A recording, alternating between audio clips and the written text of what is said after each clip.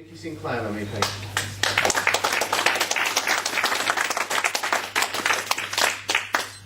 Good evening. After many weeks of hustings, it's good to be on home ground. So anyway.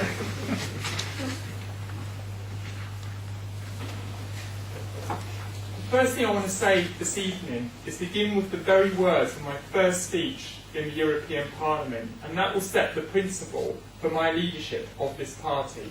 And those words were, I do not accept the validity of this Parliament or any other EU institution to make laws for the United Kingdom. And I promise you here tonight, if I was leader of this party, we would not dilute that principle. Reform of the European Union for the United Kingdom is not and never should be an option for this party or indeed this country. The reason, some of you know me already, but I will just go over my history of the party. I've been involved with this party for 15 years. I'm the longest continuous member of any person standing for election to leader.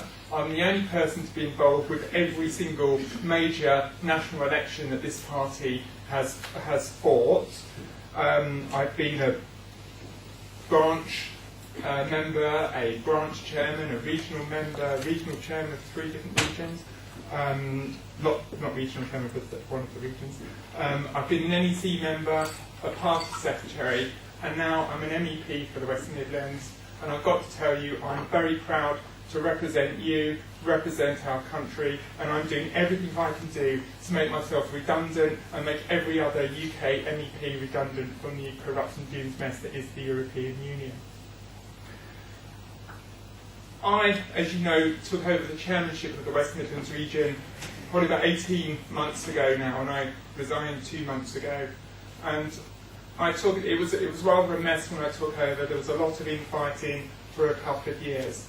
And we turned that into a really good, those people involved in that committee, and you, the members in the West Midlands, all pulled together, and we worked so hard. And I'm so proud that in this region, we got the highest increase of vote of anywhere in the country. And I think all of you should be very proud of your efforts.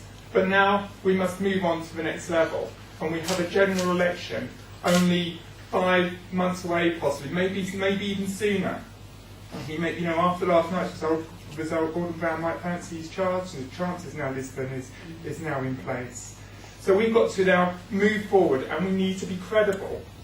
We need to show, in this region, as Alan's already mentioned, we came first in 3 areas: Newcastle under Lyme, Stoke-on-Trent, and here in Dudley. We've seen Malcolm somewhere. It's an absolutely excellent achievement now. We need to build that. In areas of Walsall, we came first. We need to build on that.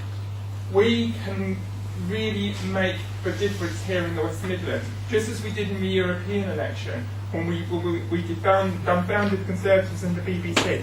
We really can do that. We must work hard, and just as we did in the European election. So what can I do as party leader? Well, I think I can use my experience in the party. We need to rebuild the infrastructure of this party. Our success has outgrown our infrastructure. We need far more communication within the party. We need more professionalism in the party. We need more professional literature in the party. So those of members in the West Midlands, you've seen what I've said to you since I've been an MEP. You've seen the newspapers that we had prior to the election and after the election, and you've all received this and you've been delivering. We had 100,000 of these that I edited and paid for in entirety, and 95% of these have been delivered. And unfortunately, due to a leadership election, which I don't think we should be having right now, the next edition would have been out on Monday. But that's been delayed now for 3 weeks. But there is a new edition that will be out, and it will obviously have the news about the new president and, of course, the new leader of UKIP.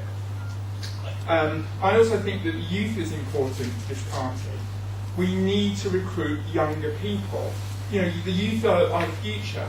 And I've actually since been an MEP, I've attended Fresh Affairs and finance schools on Fresh Affairs. We need to move forward. We need to move forward in that area.